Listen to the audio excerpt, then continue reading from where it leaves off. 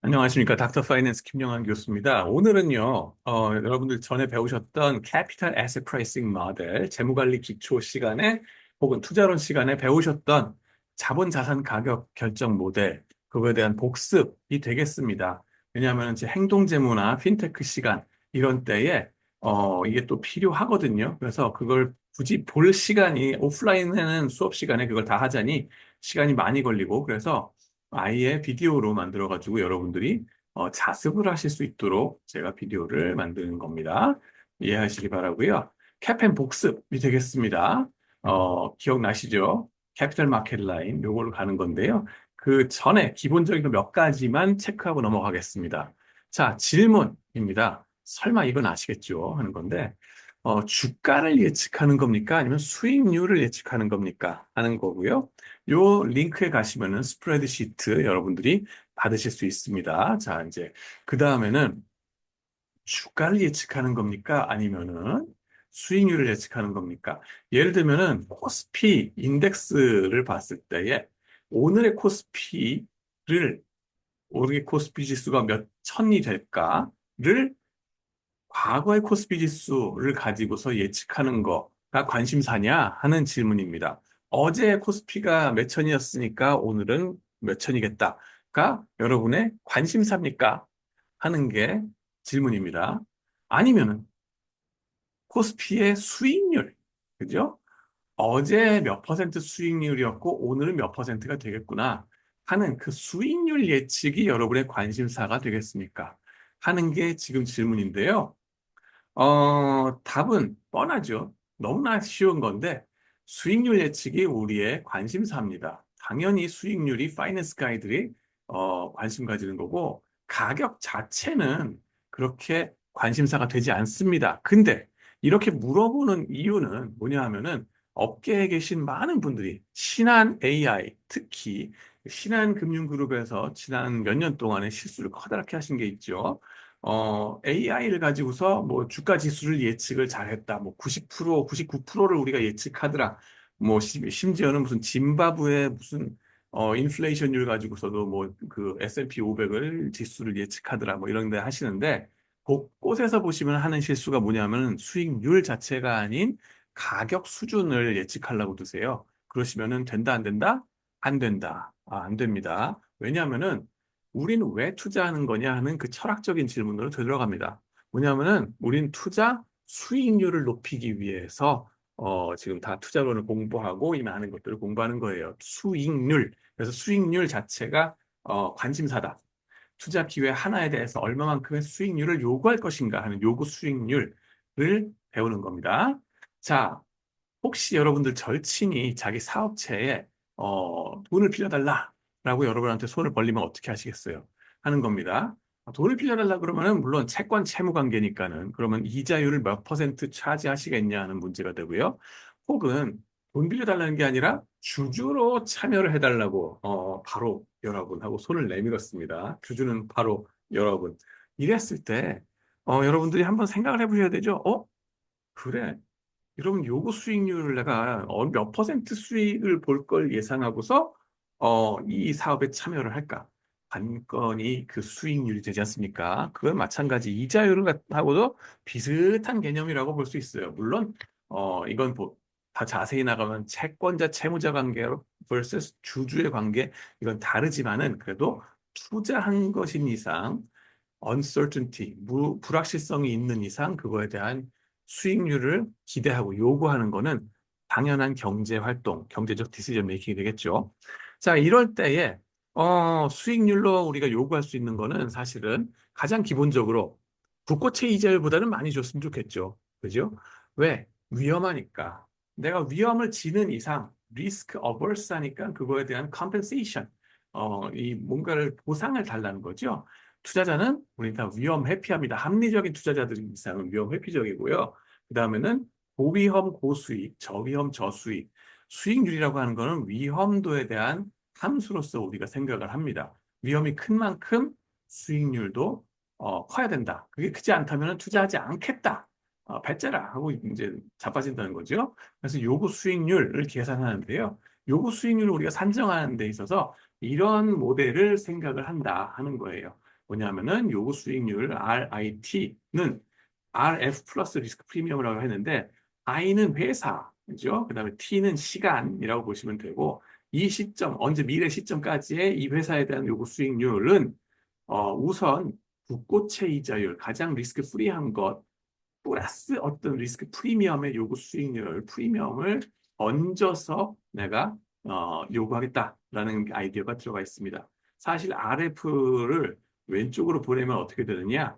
RIT 빼기 RF가 돼가지고 이게 바로 리스크 프리미엄, 그 회사에 대한 리스크 프리미엄이 되겠다. 근데 관건은 뭐냐면 어떻게 리스크 프리미엄을 모형화할 거냐 하는 게 이제 모든 문제의 출발점이죠. 자, 그래가지고 보시면은 근본적인 질문은 이겁니다.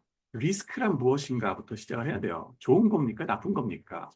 근데 어, 전통적으로 일반인들에게 리스크는 부정적인 이미지를 가져옵니다. 웹스터 사전에 보면은 exposing to danger or hazard라고 설명을 합니다. 헌데 중국어에서의 번역을 보면은 파이낸스 가이드의 직관과 좀 일맥상통한다고 보겠습니다. 뭐냐면은 리스크는 위기다라고 얘기를 하는데 위치가 되겠죠.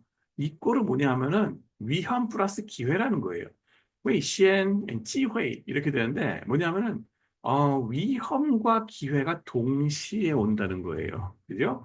기회는 위험의 얼굴을 하고 온다 하는 겁니다. 저게 나는 기회요 하고 양순양순하고 만만돌이처럼 이렇게 나오는 게 아니란 겁니다. 죽을 것 같은 위태위태한 상황 그런 가운데에 기회가 숨어 있다는 거예요.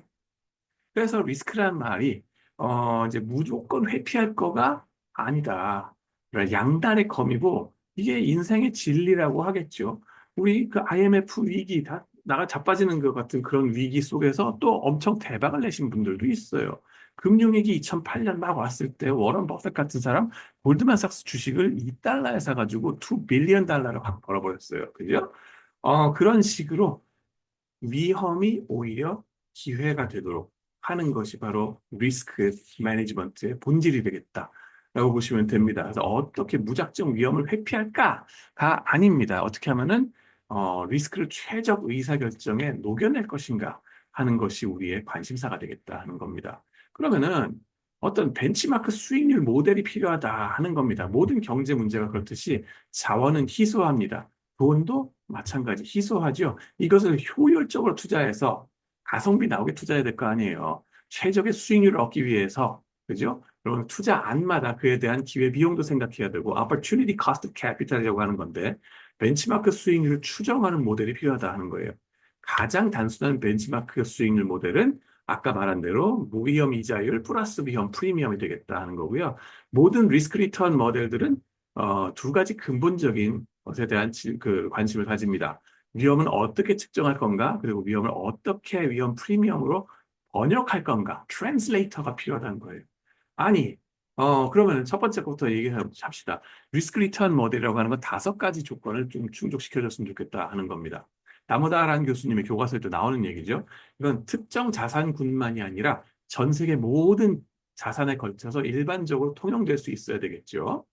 generalizability라고 해야 될까요? 그리고 어떤 타입의 위험은 보상이 가능한 반면 어떤 타입의 위험은 보상되지 않는가? 이런 보상되는 위험과 보상되지 않는 위험을 구분할 수 있는 걸 합리적으로 구분해서 설명할 수 있는 리스크 리턴 모델이 필요합니다. 세 번째로는 위험에 대한 뭔가 표준화된 척도를 제시해야 됩니다. 이를 통해서 투자자들은 특정 자산이 평균보다 높거나 낮은 위험에 가졌는지도 판단할 수 있어야 된다.